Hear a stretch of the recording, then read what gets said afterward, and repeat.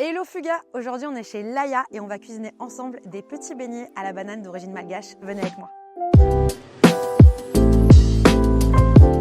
Salut Steph. Salut Karine. Ça va? Bah ouais, enchantée. Trop contente de t'avoir ici. Aussi. Et bienvenue à Laïa. Trop bien. Tu m'as mis au défi de faire une recette, donc des beignets de banane à la malgache. Donc moi mes origines c'est la Côte d'Ivoire. Je pensais que c'était peut-être une bonne idée là de faire un pont entre la Madagascar et la Côte d'Ivoire en faisant des beignets de banane plantain en sucré salé. Allez, bah parfait. Ready? Ouais, ready. Première étape, on va donc faire des petits taillages, oignons, un peu de piment. T'aimes bien tout ce qui est pimenté? J'aime bien. On y va mollo? Mollo. Ok, Ouais. je te montre la première étape, petit taillage. Mais la banane plantain, on est d'accord que les mafos, c'est les mafos à Condoro, je crois. Je me suis un petit peu renseignée. Je vais te laisser tailler l'oignon. T'as Et pas après, besoin de lunettes de plongée.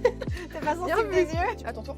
Allez, ok. Non mais prends ton temps. Et donc d'où était venue cette recette alors? Quand j'étais petite, bon, moi, ma mère, elle est malgache. Moi et mes frères, quand on était petits, on allait souvent à Madagascar en famille. Ok. Et on prenait souvent un peu la route. On faisait des, tu vois, on faisait des périples, on visitait des régions, etc. en voiture. Et souvent sur le bord de la route, tu sais, tu t'arrêtes et puis tu déjeunes des trucs un peu sur le pouce et tout. Notamment les beignets de banane, c'est un truc que tu peux vraiment, tu sais, genre snacker quoi. Ça fait vraiment écho aussi à mon enfance. Donc moi j'ai vécu 15 ans en Côte d'Ivoire. À chaque fois on était accompagnés avec ma maman et mon papa et on se baladait avec mes sœurs. Et dès qu'on s'arrêtait, il y avait plein de vendeuses de rue, soit de maïs, soit d'aloco, donc c'est la banane, Oui. la banane plantain, mais comme ça. Mais ce qu'on préférait avec mes sœurs, c'était les claclos, ça s'appelle, beignets de banane écrasés. Ce qu'on va faire là. Pour une novice, Ça va, je m'en sors pas tu trop te mal. débrouilles vachement bien. Et là on va mettre un peu de... J'ai pris l'ail, ça je vais le faire rapidement. Hop, j'ai vu que t'étais prof de dynamo cycling. Ouais, je suis Ouais. prof de dynamo. C'est un truc que j'adore faire. Puis j'essaye de cuisiner un peu à côté, mais j'avoue que comme j'ai des enfants, notamment un qui est petit, c'est un peu compliqué de prend du de temps tout déjà. faire. Ça prend du temps. Mais par contre, tu vois, ce genre de recette, si je me dis genre, c'est le genre de truc que j'ai envie de, tu vois, bah là, apprendre avec toi comment le faire, c'est trop bien parce que du coup, ça veut dire que je pourrais aussi le faire à mes enfants, transmettre un peu une partie de mes origines, tu vois, genre, et enfin, c'est trop bien de pouvoir le faire avec les recettes, avec la nourriture, avec À les fond, goûts. un peu de piment. Ça, c'est la pâte de beignet. Pour le côté sucré-salé, c'est les tomates confites que j'ai taillées un petit peu. Et j'ai mélangé avec, pareil, un peu d'ail, un peu d'oignon et un peu de piment. Le tout en essayant de ne pas faire trop pimenté. On va juste contrôler que l'huile est assez chaude. Donc là, c'est la partie un peu plus technique. Je fais un petit test. Ah si, c'est pas mal. Donc là, tu le mets combien de temps à peu près à frire? C'est vraiment la coloration qui va déterminer quand c'est prêt.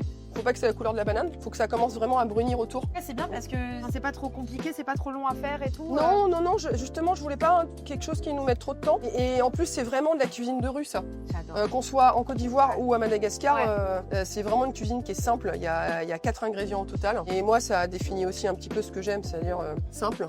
Hop, on va mettre un peu de sel.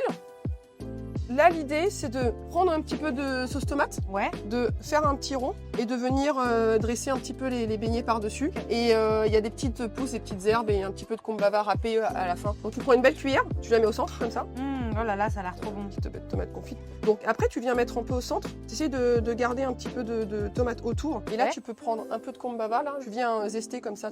Et la petite touche finale pour amener un peu de fraîcheur, le cerfeuil. Donc tu viens mettre un petit peu comme ça. Trop bien. Et voilà, Ça a l'air trop bon. sauce tomate dessus.